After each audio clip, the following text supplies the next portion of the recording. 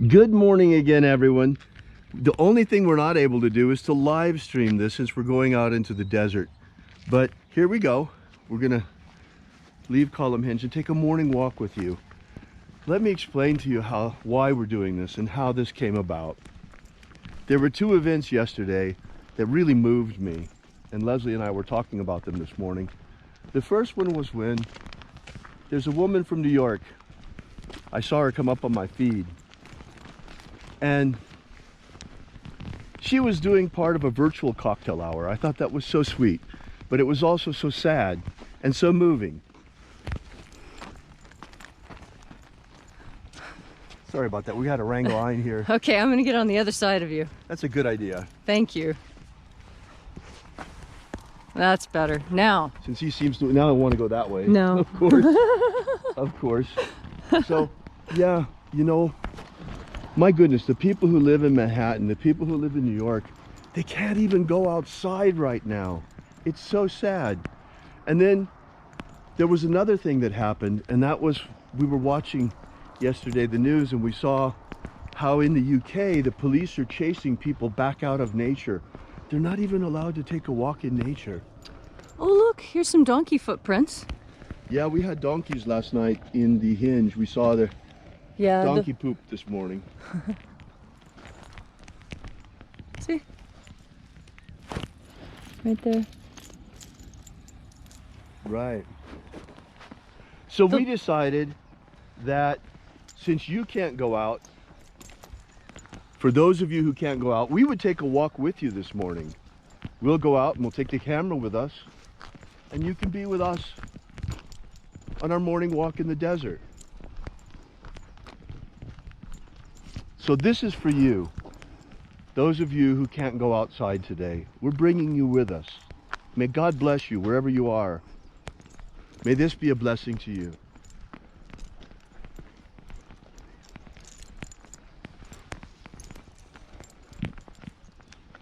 We'll make it a short walk today.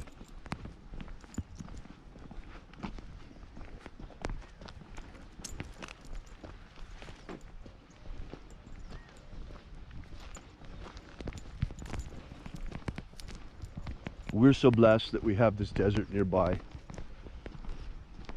where you'll never run into anyone.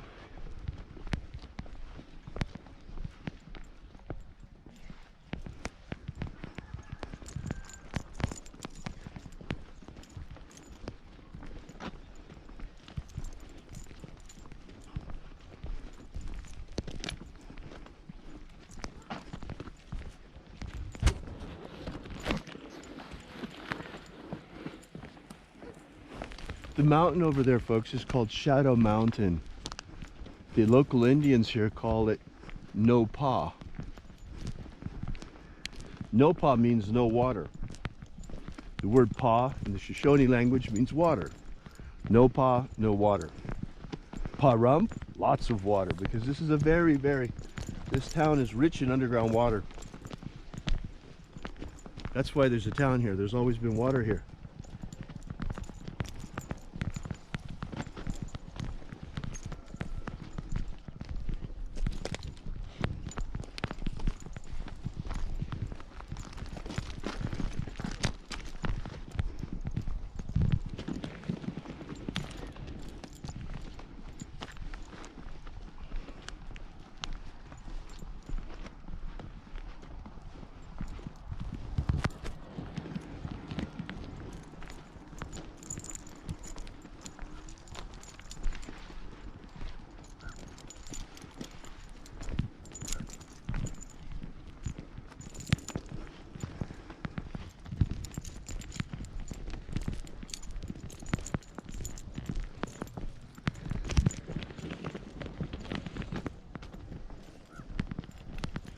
So now when we come by the salt cedars, we come into the open desert.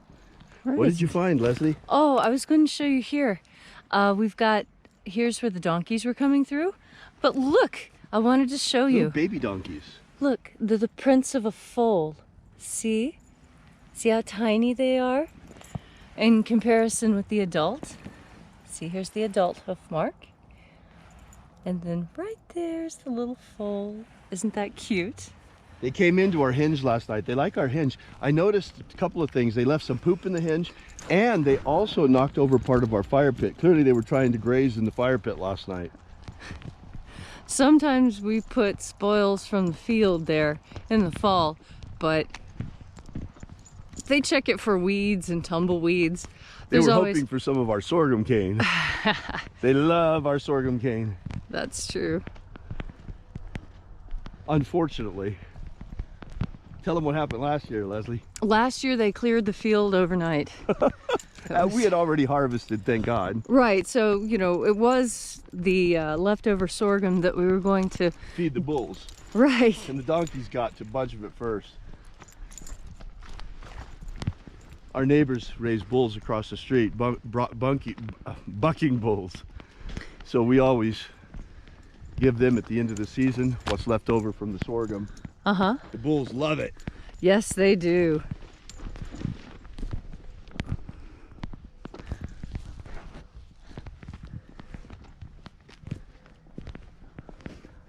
There's a lot of different plants here in the desert. This one is called shad scale, and it's very, very salty. This one is getting ready to bloom. See the little pink as it touches it?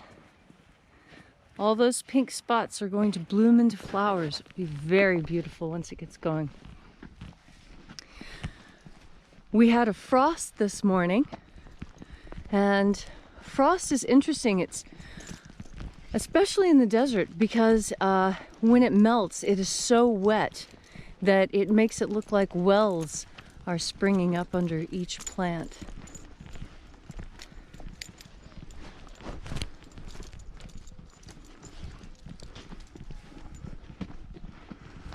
I think we'll just film on the way out, and then on the way back not, because we have the light in our faces. Oh, okay.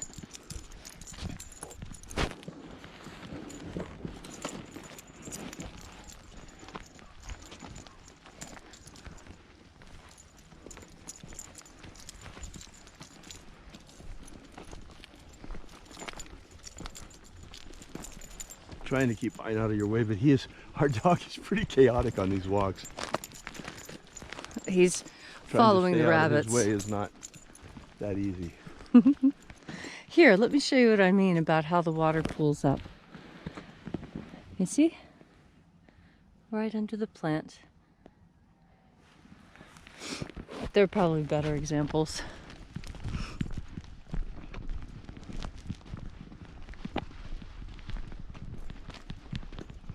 Right now, the trail that we're following, you can see there's an actual trail here. This is a donkey trail and a human trail. Right now we are on BLM land, Bureau of Land Management. These are public lands, and you can come out here and go shooting or four-wheeling or hiking or horseback riding, picnicking, camping, collecting firewood, anything you want to do. BLM is public lands for us to enjoy.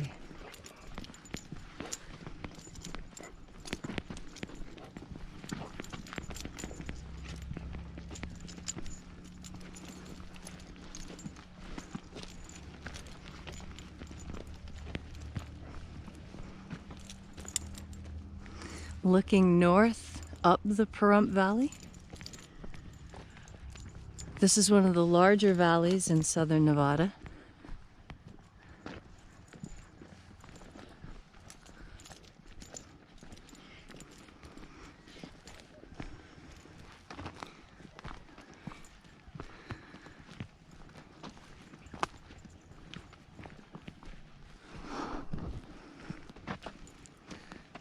Nopah Mountain is made of sedimentary rocks and some metamorphic. Primarily, it's dolomite. That big black stripe is called dolomite. It's similar to limestone, but has a higher magnesium content, which is what turns it black.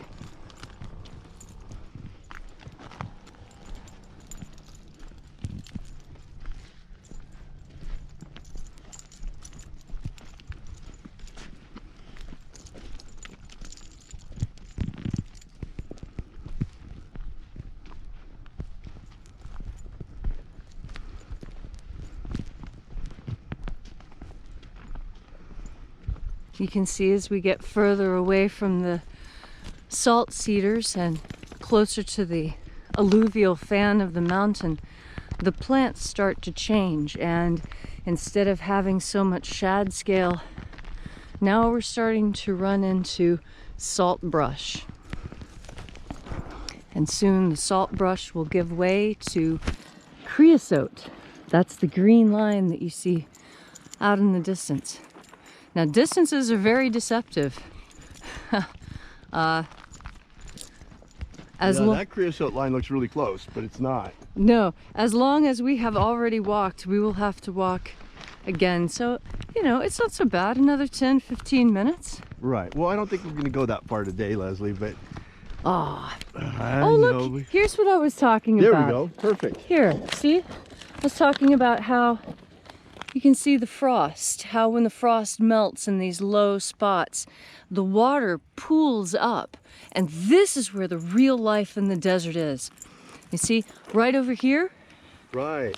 Right? Okay, so this is the beginning of desert patina. That's a black fungus that is the first step in turning soil into usable dirt for things to grow in. This lichen, it actually eats silicone and minerals and turns those into organic material that then allows the grass to begin growing. The grass collects the dew. The dew germinates the seeds of the shad scale and the creosote and the other plants in the desert, and then things start to become established, you see. Right. And you'll notice wherever you see a plant, there's a little mound. Now that's not because the plants themselves grow on mounds. The plants create the mound.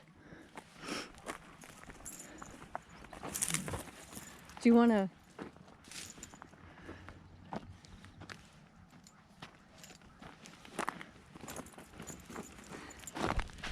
The plants themselves create the mound, and that's because we have so many dust storms. When the dust blows, it hits the plant, and then the wind drops its load of dust. So, the more plants there are, the more dust actually falls to the ground, and the more soil collects. So it is the plants themselves that build the environment here in the desert. Life. Yes, life building on life.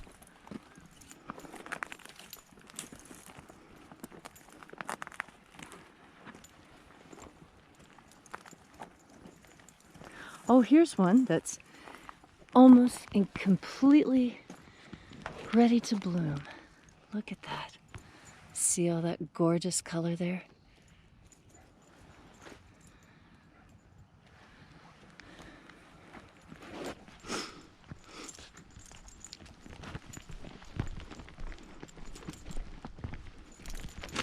How beautiful, Leslie. It really is. Here's a lizard's home. You see? See how the lizard has knocked out all the dust and lives right there? He's come out of hibernation because it's finally warm enough. We'll see lots of holes like that. Oh, different things come out of different holes. Owls, squirrels, spiders, lizards, snakes, foxes. The burrowing owls are really cute. Oh, they are. Everything lives in a hole in the desert except the people. Well, yeah, it's so hot in the summertime. They have to. They got to protect themselves any way they can. And underground is cool. And here in Pahrump, underground is also moist. It's a lot wetter than people expect.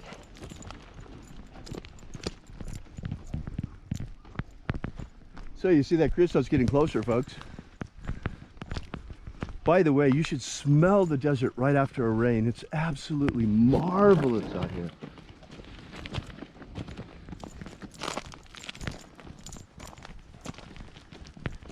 We're so happy we can share this walk with you. There's so many people that just can't go outside today. We're under lockdown here in Nye County as well, but at least we're allowed to go outside. And there are mushrooms in the desert. These are puffball mushrooms. They're edible. They were eaten by the natives. See? And when, oh, there, see? You see the smoke?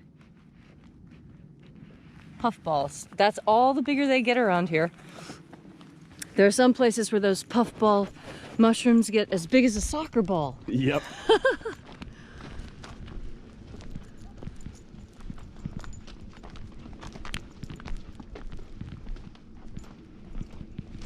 I love taking walks out in the desert. Oh, especially after a rain. It smells so good out here after a fresh rain in the desert. The creosote has a very unique odor that once you've smelled it once, you always associate that with the desert.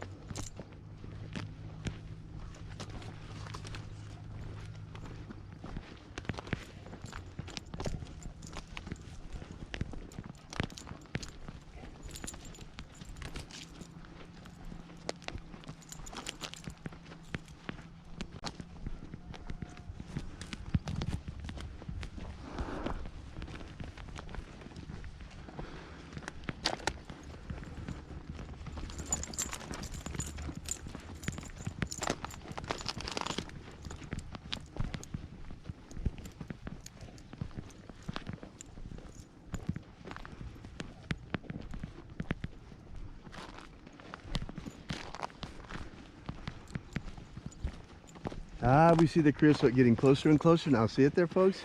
Isn't it beautiful? You can begin to smell it here too already.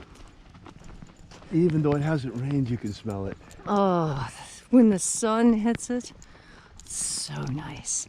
You see here, there aren't many shrubs, and that has to do with the fact that, oh look, here you go. This is a donkey wallow. Uh-oh. Look at that. Yeah, those little Setians have been out here.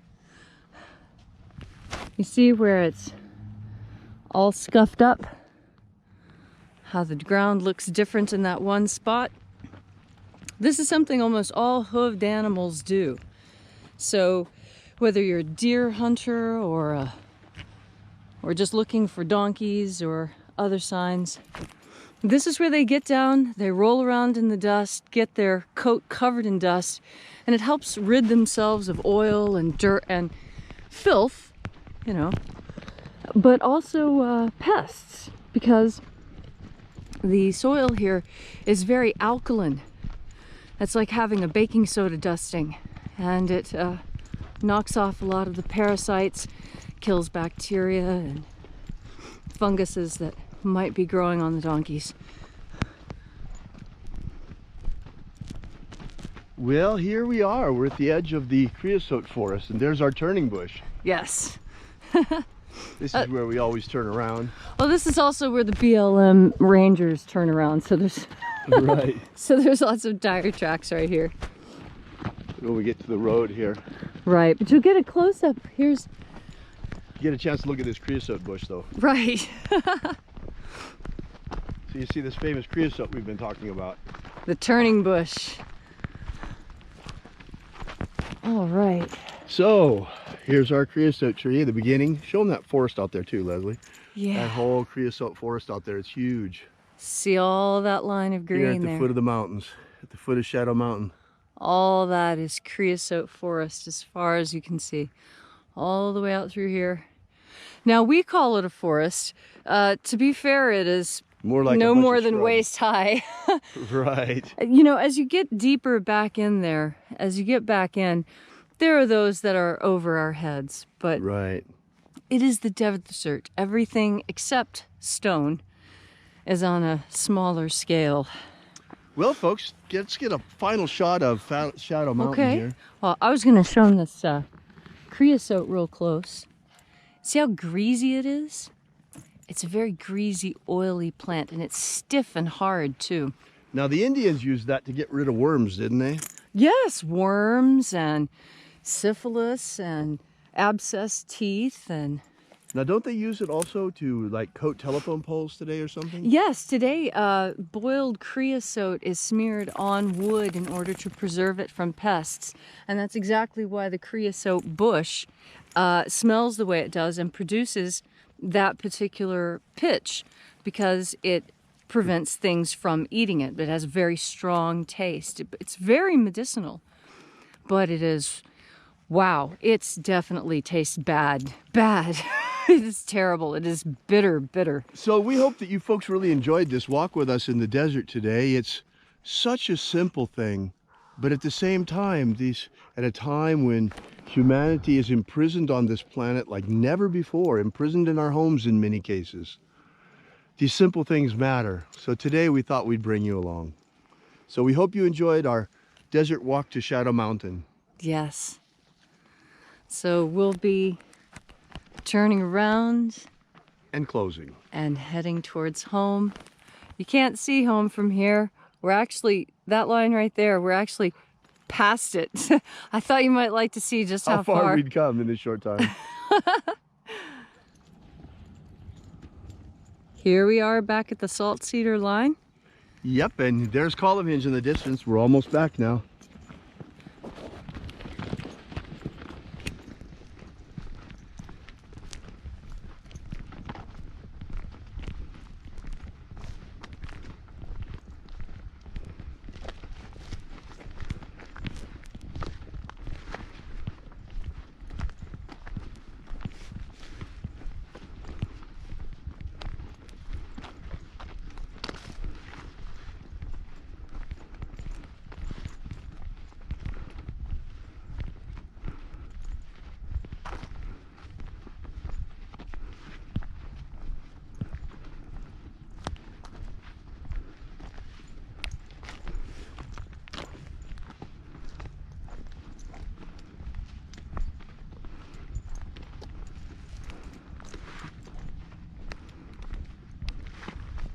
And there's Column Hinge.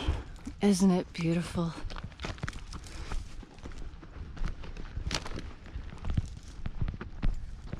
An oasis in the middle of the desert. Yes.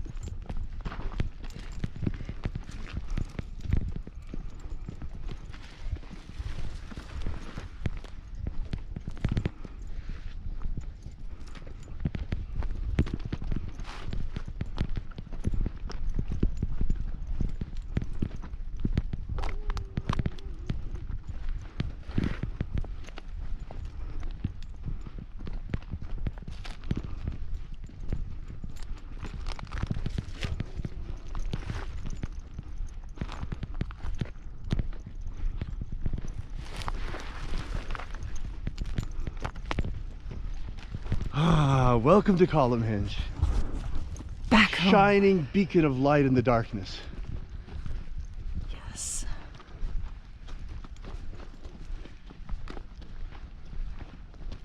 They say with all the work we've been doing here at Column Hinge, you can see these 12 pillars lit up from miles away on the astral.